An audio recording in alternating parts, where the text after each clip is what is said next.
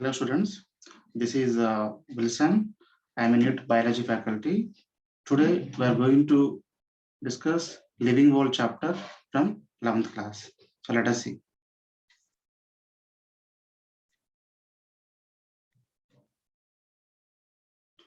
So before we are going to study this living world chapter, just I want to ask you, who is father of biology? Father of biology is in the given picture I have shown to you. Father of biology is Aristotle. Okay, why Aristotle is also known as the father of biology? Why? Because in 383 BC, he was the first scientist. He did first attemptation to classify all these living things.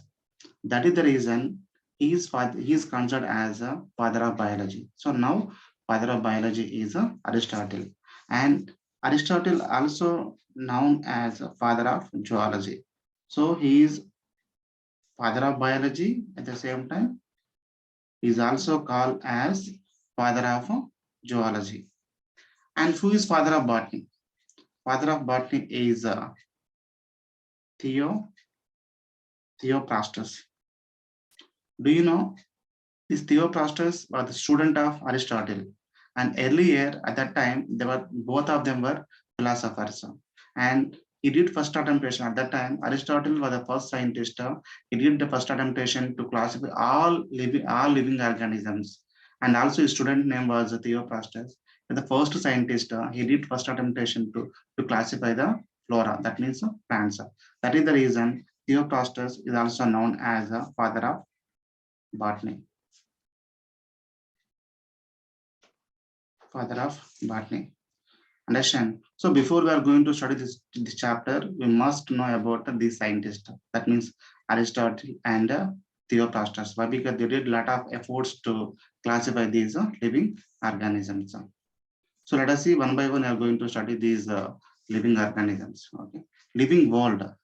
Okay, definitely from this chapter we may expect one question in NEET examination, and it is a very simple chapter, and it is very basic chapter. But from this one, what we got here in this first chapter, we are going to study different kinds of living organisms, and in the second chapter, how these living organisms are classified. That means second chapter is a biological classification. And from this one, we are going to study detail about the plants, that means plant kingdom, and animals means animal kingdom.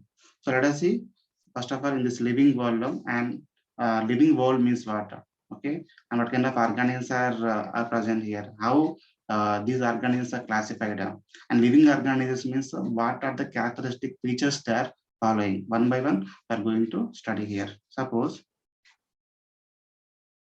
if you take here living organisms, okay, life is a unique and complex organization of molecules expressing through chemical reactions leads to growth, development, and responsiveness, adaptations, and reproduction. That means whatever the living organism they have the life, so it is an unique in nature, and each and every organism, so they possess complex organization of the molecules, and also what you call they show the fundamental characters like growth and development and responsiveness and adaptation, reproduction, etc. Suppose if you take the non-living things, in case of the non-living things, what are the characteristic features are there like growth and development and responsiveness and adaptation and reproduction cannot be takes place. In this chapter, we are going to study one by one what do you call here, what is meant by growth and what is meant by reproduction, and one by one. So all the important and unique characteristic features of living organisms we are going to study. Okay. So let us see first of all growth. So what is generally what is meant by growth?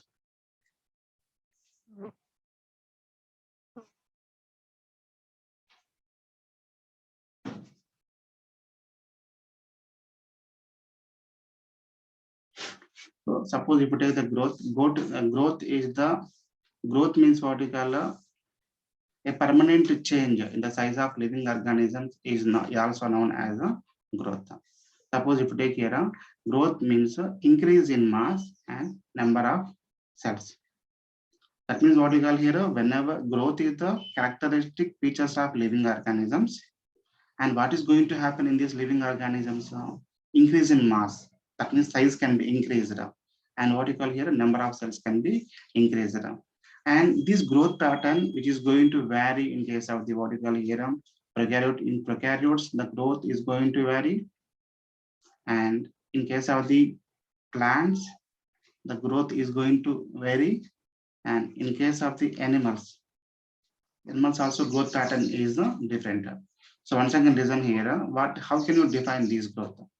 Growth means what you call here, increase in mass and number of cells. Okay. In case of the living organisms, suppose you put the animals, how can you define this growth? Growth is a permanent change in size of living organisms, is also known as a growth. Suppose if you take the plants, how growth can be seen?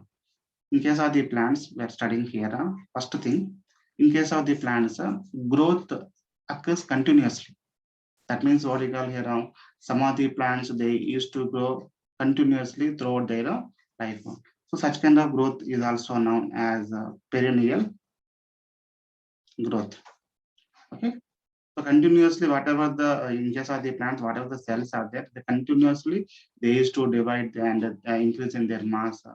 Such kind of what you call here, such kind of growth also known as a perennial growth. Finally, what I'm going to conclude here, in case of the plants, growth, what you call here, growth occurs by cell division continuously throughout their lifespan.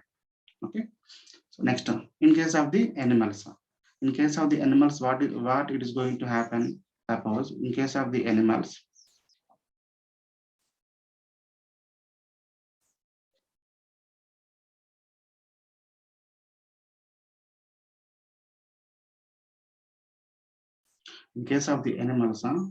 growth takes place up to a certain stage. Afterward, the growth can be stopped. So that means growth is not continuous. Growth is not continuous in case of the animals. Okay. That means how can you define in case of the animals the growth? In case of the animals, growth means, how can you define the growth? Growth is a permanent change in the size of living organisms, is also known as growth. So that is the reason, how can you define in this one? Growth is only up to certain stage, up to certain age.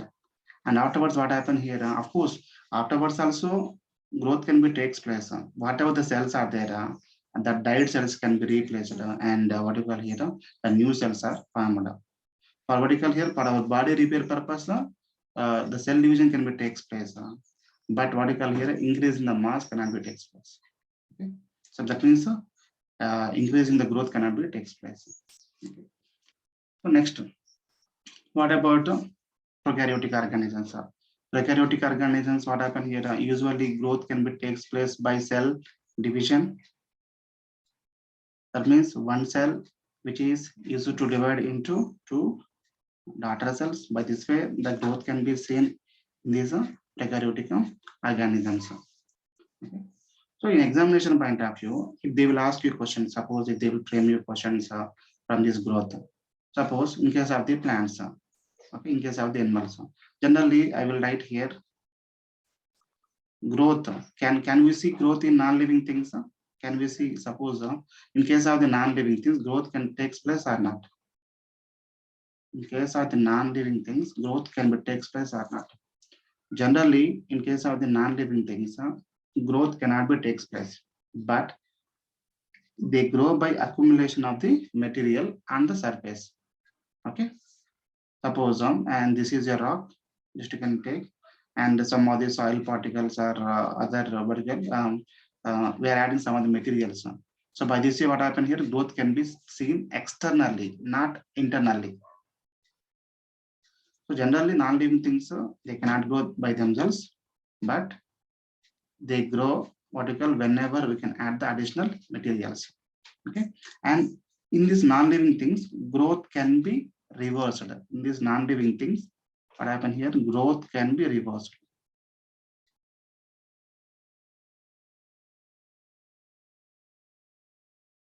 growth can be reversed.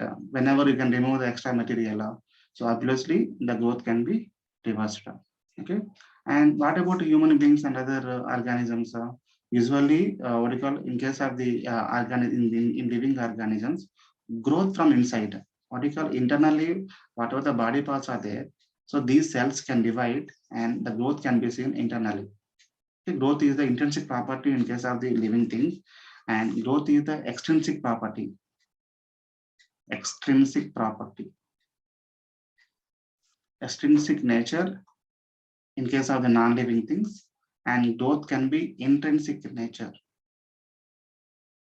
in case of the living things. So if you want to focus for the NEET examination point of view, you need to have an idea how growth can be takes place in unicellular organisms, and what is the growth pattern in plants, and what is the growth pattern in animals, okay, including human beings. Okay.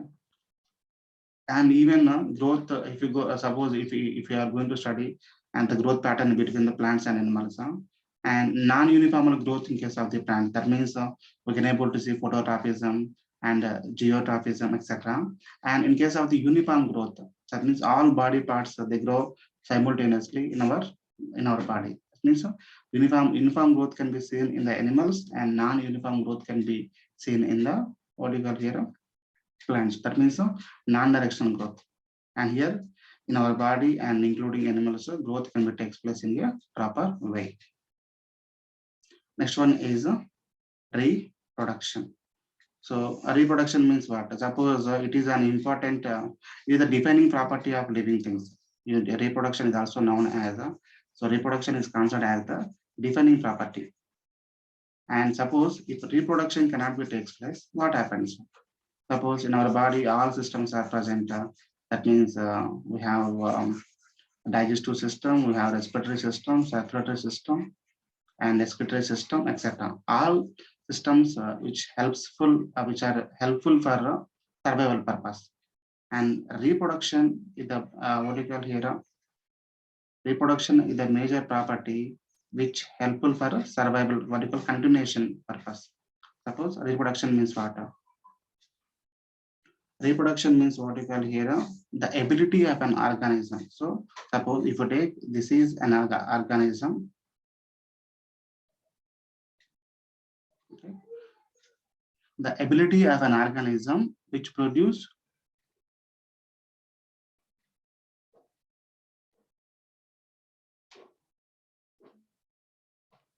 okay,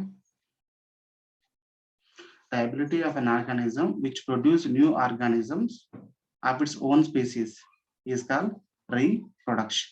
Production of new organism in its own species is called reproduction. And what is going to happen here in this production, progeny is similar to the parents. Suppose, of course, this is the diagram, and these are progeny. This progeny, which is similar to the parental organism. And what is the major importance of this reproduction? Already I told you, reproduction is reproduction is important for perpetuation of life. Perpetuation means what? Continuation.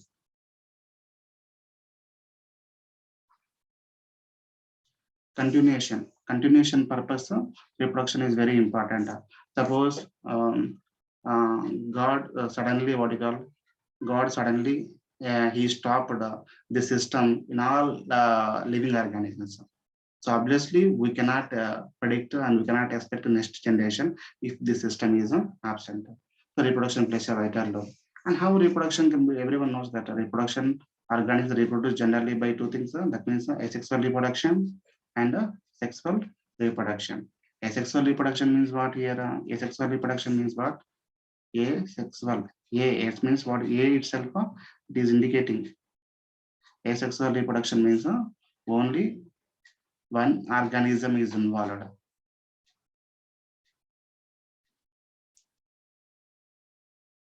Only one organism is involved. Suppose just you can imagine is here, this is a parental organism, and here only one organism is involved, and it is producing two daughter organisms. These are what you call here similar to the or identical to the parental organism. If one parent, a single parent is involved for the production of new organisms, it is called asexual organisms. So in this asexual reproduction, what is going to happen here? So as I said here, only one organism is involved and no gametogenesis can be takes place. No gametogenesis. That means what you call here, male gamete and female gamete cannot be takes place. No gametogenesis.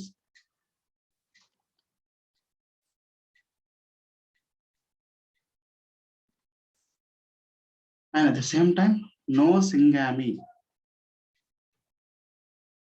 No syngamy means what here? No fertilization can be seen in an asexual reproduction.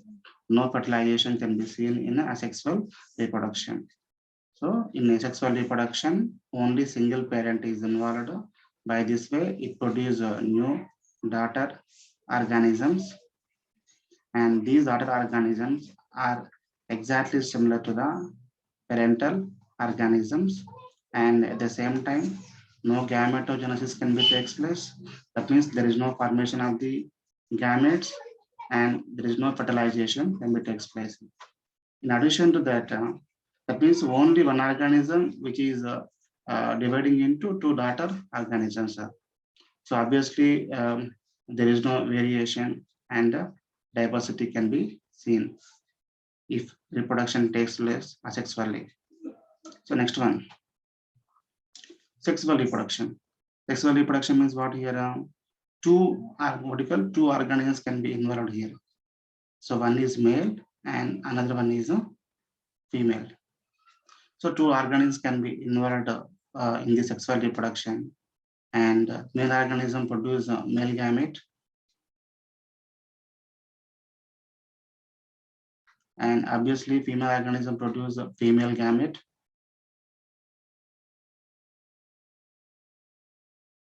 And fertilization can be seen. So syngamy can be takes place. So zygote formation can be takes place. So this zygote, which is developing into afterwards completely an organism. What is the major difference between sexual and asexual kind of reproduction? In case of the asexual reproduction, whatever the daughter organisms are there, the progeny is exactly similar to the parent. But in this sexual kind of reproduction, that progeny which is vary from the parents. That means generation to generation, we can able to see the vertical variation. That means the progeny is not similar to the parents. Okay, so this is the most important and unique feature, and it is very important to adapt the adverse environmental conditions. Why? Because variation leads to diversity. Diversity leads to evolution.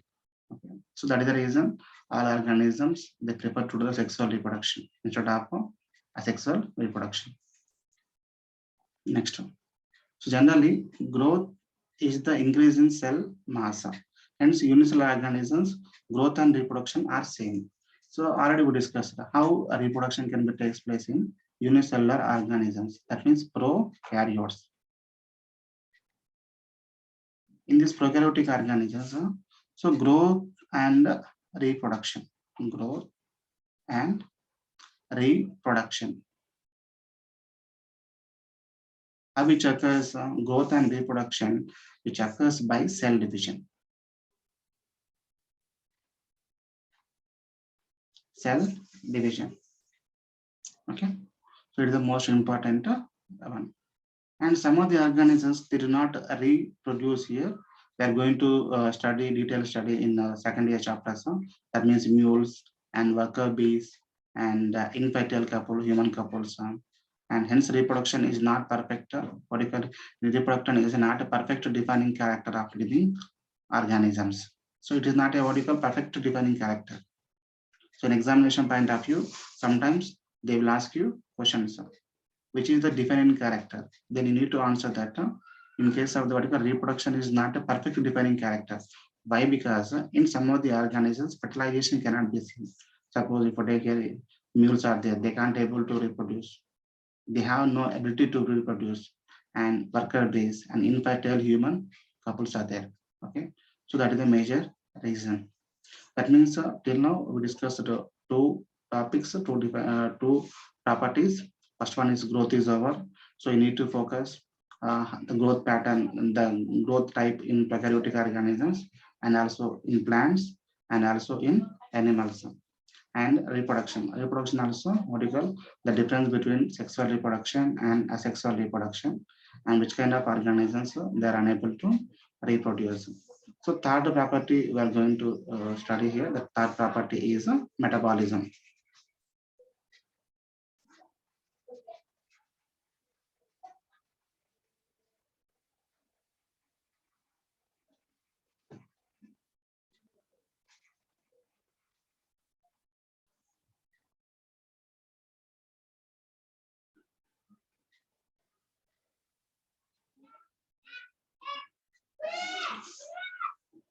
Metabolism.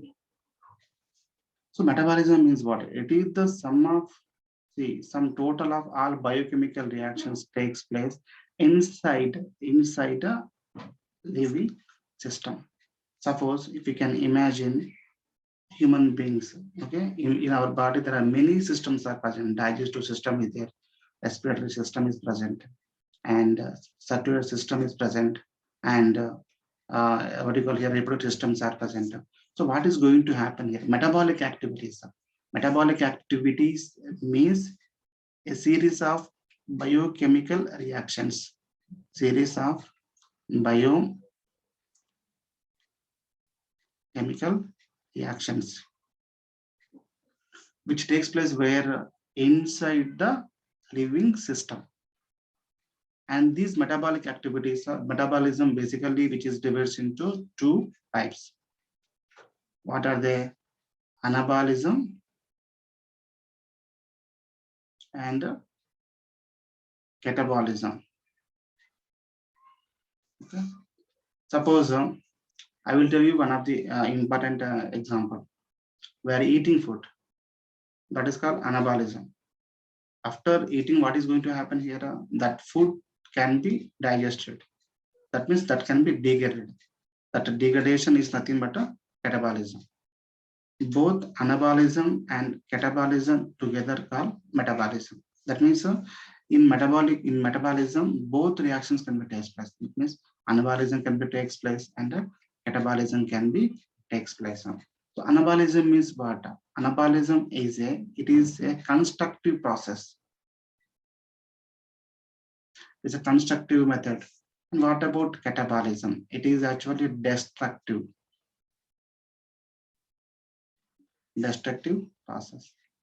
And what happens in this anabolism? Ana means construction, I know, which can add weight to the organism. So for any organism which add weight. So what about catabolism? Catabolism means already destruction, which can what happen here? Which can remove the weight, which can add the weight, which can what is called here? Decrease the weight. Decrease the weight of the organisms. Suppose in higher studies we are going to in higher classes we are going to study the difference between anabolism and catabolism. So anabolism example I am going to give as per NCERT is photosynthesis. That means after performing photosynthesis, what happened here? The plants are preparing food. That means starch they are preparing. And what about catabolism? Catabolism obviously respiration. If you take the respiration is an example for catabolism. So a series of what you call here, a series of biochemical reactions which takes place, some of the what you call some total biochemical reactions taking place inside a living system. It is called metabolism. Such kind of reactions are also called as metabolic reactions. And these metabolism again, it is divided into two types. What are there? Anabolism and catabolism. Anabolism is a constructive process and which can add weight to the organism. An example is photosynthesis. What about catabolism? Catabolism is a destructive process and which can decrease the weight of the organism. Example is respiration. Okay, and together called this kind of reactions also known as a metabolism. Suppose, so actually all these reactions which takes place where inside a living system. So it is the most important one, inside living system. And suppose if you want to perform what you call, not only you are not taking here any system, suppose certain metabolic reactions in vitro, non-living things, but are living reactions. Suppose now I will tell you what is meant by in vitro, how the reactions can be takes place by this method.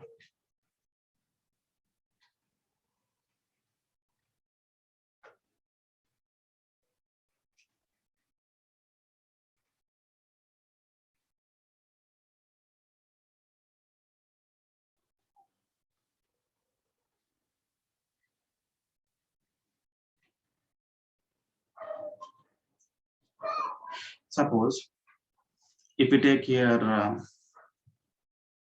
these metabolic activities, see in vitro means I'm going to take the test tube here, one of the test tube I'm taking here. So what happened here in this test tube, what happened, it is actually not a living system, it is outside of the body, and then I'm going to add some of the water. So this is the water, and simply what you call here, we will take the sugar. So we are going to add the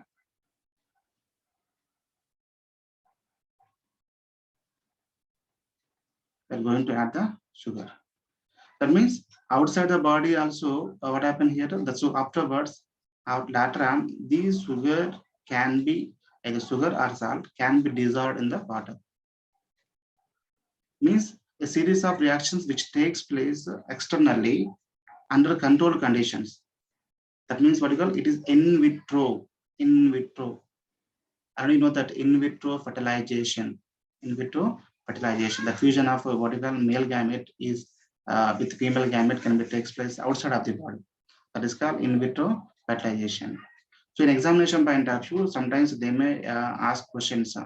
Generally, how metabolic reactions can be takes place. It takes place inside the living system. But suppose if we take in vitro, it is not a living system, but the reactions can be takes place externally.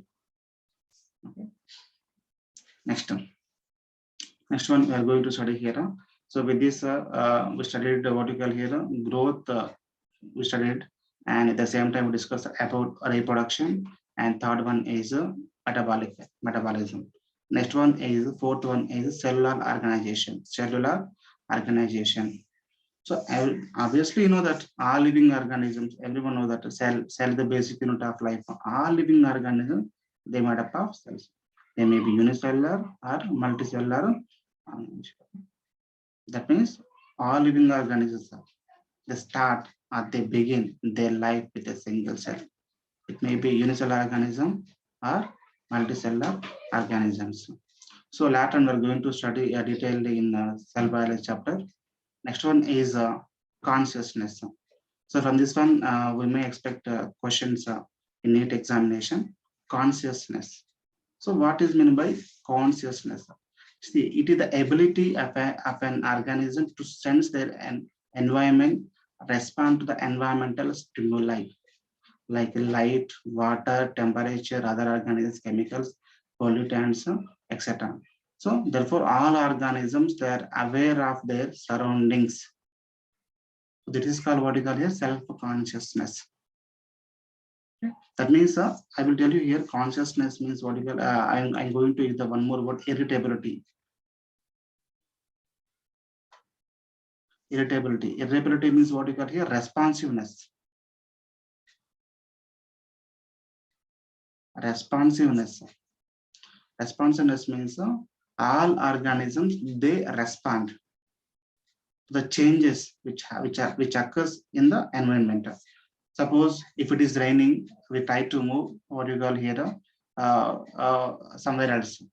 And if it is very cool, we try to wear what you call here sweater. Means what you call here before you are going to sleep, we will shut down the lights. That means all organisms, they respond to the changes which takes place in the surroundings like water, and what you call here temperature, other organisms, chemicals, proteins, etc. Suppose if you can see the snakes, immediately what happen here, we will run away from that place. And some of them what you call here, if any dog is what you call here making sound, it is trying to bark as well, it will escape from that place. That means what you call not only human beings, everyone, they every organism, each and every organism, they aware their surroundings. Okay. And scientists recently observed that what you call here, and some of the organisms, what you call, they can detect, they can predict when tsunamis are coming, when earthquakes are coming. That means what you call, these organisms, they familiar with their surroundings. They know how to respond and how to protect them and how to adapt to new environmental conditions and how to tolerate the adverse environmental conditions, etc. And next one is humans. The human is the only having self-consciousness. Suppose I'm writing here. So this is what you call human, the only having self-consciousness. That means what here? What is according to IUCN? I'm going to write here. According to IUCN, International Union of Conservation of International Union for Conservation of Nature, there are 1.7 to 1.8 millions of organisms are present. Millions of species are present. Okay, millions of species of organisms are present. Among these organisms, humans are one of the species. Humans are one of the species. But when compared to these organisms, human beings can dominate over other organisms. Suppose you know that actually for the forest we are discussing that the king is lion. Even lion can fear by seeing human beings. We can control even elephants. We can control each and every organism. Why? Because of our self-consciousness. We know actually what we want. Okay, that is the reason, because of self, we are right now we are trying to land on the Mars. Already we were landed on the Mars, we were landed on the moon, and at the same time what you call here, we are discovering new things. That is because of the self consciousness. Suppose if you take what the major difference between consciousness and self consciousness? Suppose consciousness, simply I will tell you, a dog is present. Okay, the dog, you provide the food. That food is eaten by the dog, and afterwards it is going to sleep. Otherwise, what you call, it will avoid the food. That means the dog has no sense to that. Suppose if you are providing excess food, that dog has no sense to that. What you call, to save the food. But human beings are not like that. What you call, we can able to sense the surroundings. We can self ourselves. So that is a major difference between this consciousness and the self-consciousness. Because of this reason, the human beings are what you call here, the most precious organism, the most wonderful and complex organism. Why? Because among all organisms, human beings possess a complex brain. So this brain is very complex, and we can able to dominate any organism on the earth. Okay, so consciousness is our self-consciousness, or next one is, so in examination point of view, if they will ask you the difference between consciousness and self-conscious, suppose which organism shows self-consciousness, then obviously answer is humans. Suppose if they will ask you questions, consciousness means other organisms. So the thing which makes with other makes difference is only self-consciousness. Next one is the levels of organization. So right now, whatever we discussed is the what we call here the characteristic features which are shown by the living things. So suppose right now we studied about the growth of the living organism. We discussed the growth, and we discussed the reproduction, and also we discussed about metabolism, and we discussed about cellular organization, and also what you call here and consciousness, etc. So all these characters can be shown by the living organisms. But this kind of characters cannot be shown, cannot be seen in the non-living things. So next one, what you got here are levels of organization. So what is meant by cell? Levels of organization means what here. So in this living world, the organisms which can vary from cell level to complex levels, difficult level. That means some of the organisms they have only cells, the cell level, tissue level, organ system level, so finally organism level, etc. First of all, cell. Cell is the basic unit of life, basic unit of all with all these living organisms. Okay. Cell is the basic unit of all these living organisms. So what is meant by cytology? The study of a cell structure is called cytology. Initially, cell was discovered by Robert Hooke.